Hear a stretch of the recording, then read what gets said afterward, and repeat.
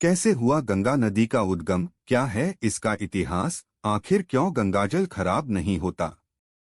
गंगा की कथा। चित्रों एवं मूर्तियों में हमें गंगा नदी शिव जी की जटाओं से निकली हुई दिखाई जाती है। जितने भी देवी देवता हैं उनके अपने अपने लोक हैं। जैसे ब्रह्मा जी का अपना लोक है, विष्णु जी का अपना लोक है और शिव जी का अपना लोक है। प्रत्येक लोक में सरोवर होते हैं, उसी तरह शिवलोक में भी सरोवर हैं नदी गंगा के रूप में। वास्तव में गंगा शिवलोक की भी नहीं है। इसे अमर लोक यानी सतलोक से शिवलोक में भेजा गया था। विचार कीजिए, आखिर क्यों गंगा का जल इस पूरे विश्व का सबसे निर्मल और स्वच्छ जल है। यह कैसे संभव है? कौन सा है अमर लोक जहां से गंगा भेजी गई और जिसे शिवलोक से पृथ्वी पर भेजा गया? गंगा के कई पर्यायवाची शब्द हैं, अर्थात गंगा को हेमवती, जाह्नवी, मंदाकिनी, अलकनंदा, त्रिपथगा आदि नामों से जाना जाता है। आइए जानते हैं आज इस वीडियो में गंगा नदी का इतिहास। गंगा नदी सबसे पवित्र क्यों है एवं इसका क्या रहस्य है, यह अब भी लोगों के मध्य रहस्य और कौतूहल का विषय है। गंगा का इतिहास लंबा है।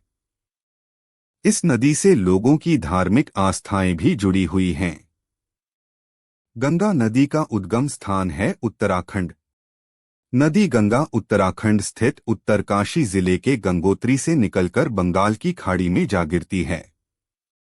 जहां यह मुख्य रूप से भारत में बहती हुई नेपाल और बांग्लादेश की सीमाओं के भीतर भी होती है, वहीं भारत के राज्यों में उत्तराखंड, उत्तर प्रदेश, बिहार, मध्य प्रदेश, हिमाचल प्रदेश और पश्चिम बंगाल के राज्यों से होकर बहती है। भारत के इतिहास में मौर्य साम्राज्य से लेकर मुगल साम्राज्य तक गंगा के मैदान सबसे अधिक उपजाऊ और प्रमुख स्थान माने जाते रहे हैं।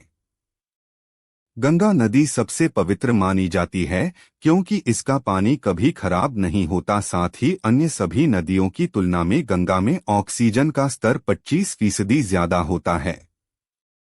प्रसिद्ध कुंभ का मेला भी वर्षों से गंगा के किनारे लगता है। गंगा नदी कैसे पृथ्वी पर आई?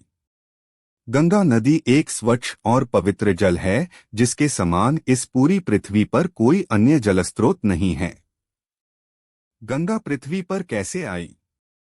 वास्तव में गंगा को सतलोक से, जो कि वह लोक है जो सर्वोत्तम और अविनाशी है, से वहां के मानसरोवर से मात्र एक मुट्ठी ब्रह्मलोक में भेजा गया।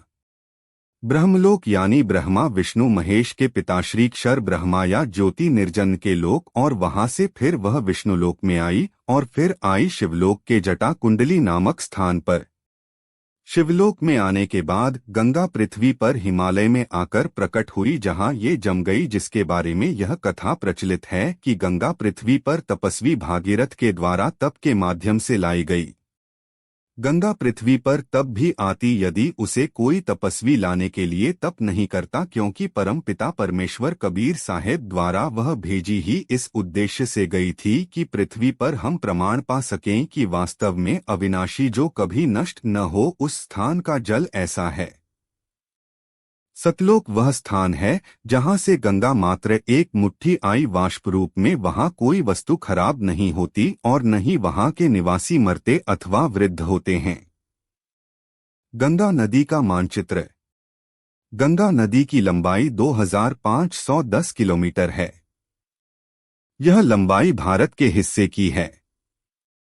क्या आप जानते हैं गंगा नदी किस दिशा में बहती है?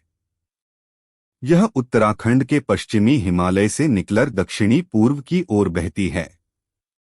गंगा की कई सहायक नदियां हैं। गंगा बीच में अनेकों नदियों को अपने भीतर समाहित करती हुई बहती है, जैसे यमुना, घाघरा, कोसी, गंडक, काक्षी, रामगंगा, सरयू, ताप्ती, बेतवा, सोन, केन हैं।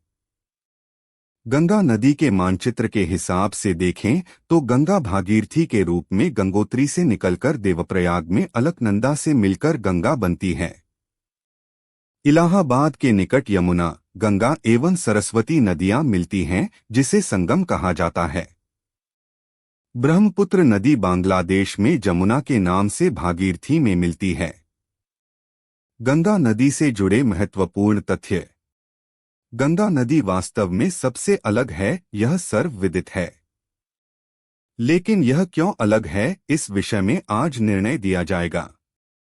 गंगा नदी का पानी इतना शुद्ध है कि इसमें अन्य बैक्टीरिया मिलाने पर मर जाते हैं, ऐसा ब्रिटिश प्रयोगशाला में पाया गया।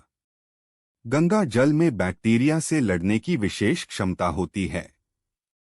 गंगा में अन्य नदियों की तुलना में 25% ऑक्सीजन का स्तर ऊंचा है। गंगा का पानी कभी भी खराब नहीं होता है। साथ ही आपको यह जानकर आश्चर्य होगा कि गंगा नदी विश्व की इकलौती ऐसी नदी है जो अन्य किसी भी नदी की तुलना में कार्बनिक कचरे का 15 से 25 गुना अधिक तेजी से विघटन करती है। गंगा के मुहाने पर बना सुंदरबन डेल्टा विश्व का सबसे बड़ा डेल्टा है, जो कि 59,000 वर्ग किलोमीटर तक फैला हुआ है।